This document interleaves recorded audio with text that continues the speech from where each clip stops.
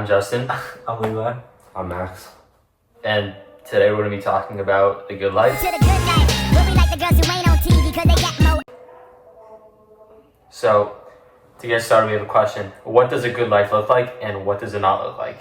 What components, attitudes, or habits are required to cultivate a good life? I'd say the good life is defined more by like the options you have and what purpose you have on this world rather than like more measurable things like money or status. Like, because pursuing that kind of thing will not give you as good of life if that's not what you want to do. Yeah, I feel like it also depends for like every single person, like what you grow up with and how you grow up definitely defines what you want out of life. And somebody who grows up in maybe a lower status household might have less of a, not less, but like a different idea than somebody that maybe grows up in a higher class household. It's a good point, and I think also something worth mentioning is having personal values. And I think this is especially visible through the film The Graduate, where we can see Benjamin Braddock in the beginning. He has everything most people would want. He's a track star. He just graduated college. He's really smart, and everyone loves him. He seems popular, but he's just unsettled. It's because his personal values might differ from someone else's. His personal values, as revealed later in the film, is he's after one true love. He wants a quiet life with one true person that's meant for him. I think also like the relationships that he has in the beginning of the movie, like he doesn't really have friends. He has his parents' friends who he's known his entire life. But like his life starts getting exponentially better once he starts talking to Elaine.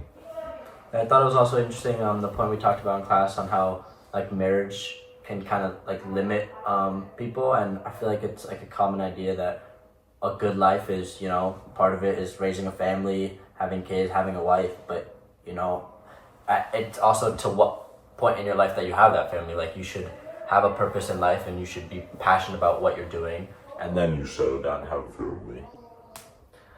Which brings me to a further point and asks, it's the second part of the question, what does the good life not look like? And I think this is an interesting question. I think what the good life does not look like is kind of a life that has you wanting more, feeling unfulfilled, unsatisfied, like you're never truly going to be able to complete what you're searching for. Do you guys have anything to add to that? No, I completely agree. I definitely think that, you know, to have a good life, you have to be happy where you are. If there's any part of you that, you know, isn't happy with where you are, I mean, is that really a good life? Like, your life should be what you want it to be. I think it's also important to know what you want. Like, I think for a lot of people, they get the idea that, like, if I have a lot of money, then I will be happy. But, like, once you spend all your time chasing this money and you just sacrifice everything else, then you just kind of, I would imagine, you just feel hollow on the inside. Yeah, I also think, I mean, that kind of brings me to the point about education and how education kind of helps you figure out what you want to do. And, you know, education isn't a good life. Like, if you are in school your whole life, that's obviously not a good life. But, you know, education helps you, or it should help you to figure out what you want to do. And it shouldn't choose your path, but it should help you make the decision of what your path should be.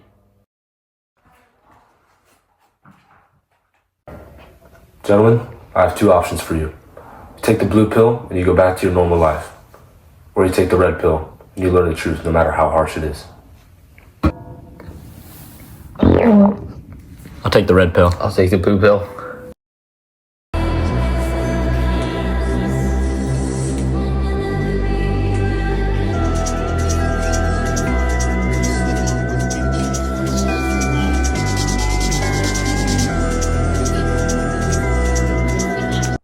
Okay, so we're back with a very popular fan requested question.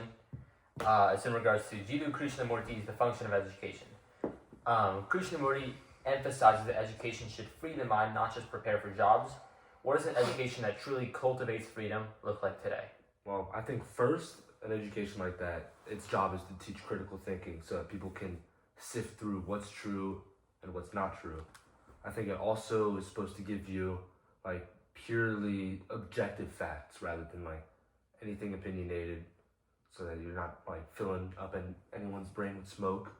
And I also think it should give you like the opportunity and like foundation of multiple different topics so that you can choose what you want to pursue. It's interesting. That also brings me to my point about In Cultivating Humanity by Martha C. Nussbaum, and Lowy says that his goal is, when he talks to people, to not fill them with any knowledge that is opinion based or any knowledge that might affect them based on his own opinions, but rather to provide knowledge, purely factual knowledge that goes straight into their brain, and he's hoping that knowledge will affect them. Like, he's not affecting them with his opinion on the knowledge, but rather the knowledge that both of them have, affects them differently based on their own opinions. And I think Levi brings a really interesting point here with these parallels between Krishnamurti and Nussbaum. There's one concept Nussbaum suggests, it's liberal education, which I feel like ties really closely to both of them. And it's this idea that education shouldn't be focused on getting jobs or preparing for the real world. It should be focused on expanding creativity, building on the mind, and allowing for mental freedom. Education kind of, during high school, maybe middle school also, but you're kind of packed with a lot of information and then kind of let out. And I feel like education should also focus on, a more gradual transition into the real world. To the good life, we'll be like the girls who ain't on TV because they got more ass than the models. the good life, so keep it coming with the bottles. And can we just talk about the political and economic state of the world right now? You take the red pill, things get a little bit more exciting. But I can't go. I just went away.